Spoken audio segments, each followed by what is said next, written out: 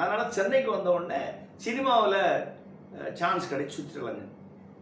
அந்த காலத்தில் தான் விஜயகுமார், ஜெய கணேஷ், கமல், ரஜினிகாந்த் இவங்கெல்லாம் இருந்த காலம். அப்போ தான் முதல்ல வராங்க.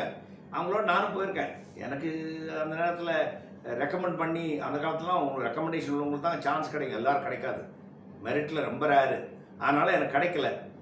உடனே நான் என்ன செஞ்சேன்னா, எழுத்து ஆர்வம் இருந்ததுனால கதைகள், அப்புறம் திரைக்கதை வசனம், இந்த மாதிரி ஹோட்டலில் உட்காந்து டிஸ்கஸ் பண்ணுவாங்க எழுத்தாளர்களும் டைரக்டர் இவங்களும்.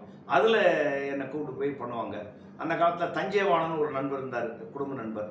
அவர் எழுத்தாளர், கவிதை எழுதுகிறவர், சினிமாவுக்கு பாட்டு எழுதுகிறவர். அவர் கூட போய் அட்மிரால்ட்டிங்கிற ஹோட்டலில் உட்காந்துட்டு கதை, திரைக்கதை வசனமெல்லாம் டிஸ்கஸ் பண்ணுவோம். அந்த நேரத்தில் தான் எனக்கு ஆல் இண்டியா ரேடியோ அதில் கேஷுவல் அனௌன்சருக்கு போஸ்ட் கிடைச்சிது. எனக்கும் கிடைச்சிது.